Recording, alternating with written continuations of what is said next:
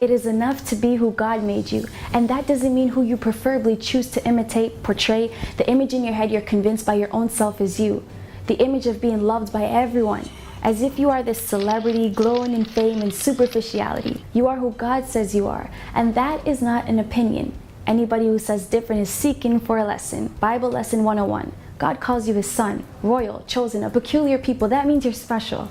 According to volume 1 Corinthians 6:20, you are bought with a price, so glorify your daddy, Jesus. World, I have a message for you. Straight from God, this right here is value.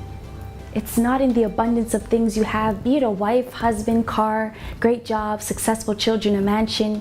You are not the things you have. You are the way you think, and unless you change that, you will never reach that purpose, that plan he has for you. You ask, what would God want with me? Well, only a true and sincere heart coming to him. You ask, where do I start?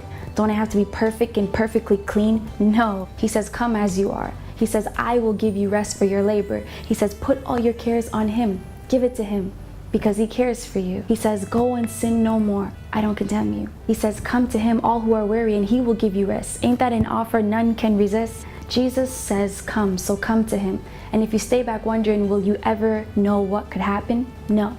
So come. Jesus is calling deeper than a call on your telephone. You answer this call when your heart says, I'm ready, Lord. When you choose to change the way you think about the way you live, you start. So come. He is enough. You've had enough of carrying your loads of stress by yourself.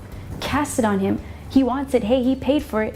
Give him what he bought with his blood that fell to the ground. This is no fairy tale story. Look at my life and you'll see the blood stains all over me. Don't you see it?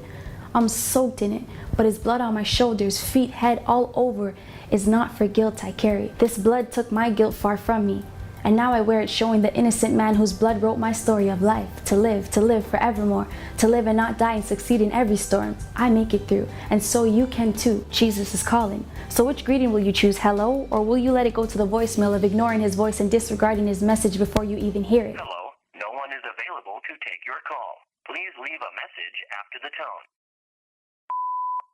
Will you answer the call knowing who's calling you, caller ID shown, and he wants to talk to you? What will your answer be? Pick up to the sound of his voice and you will see the offer God gives that will guarantee your peace. I gotta get to this, my favorite caller, and he's always calling. I gotta answer the call now. I got to talk to him now while he can still be found, because when the trumpets do sound, no longer from Earth's signal he will be able to be reached.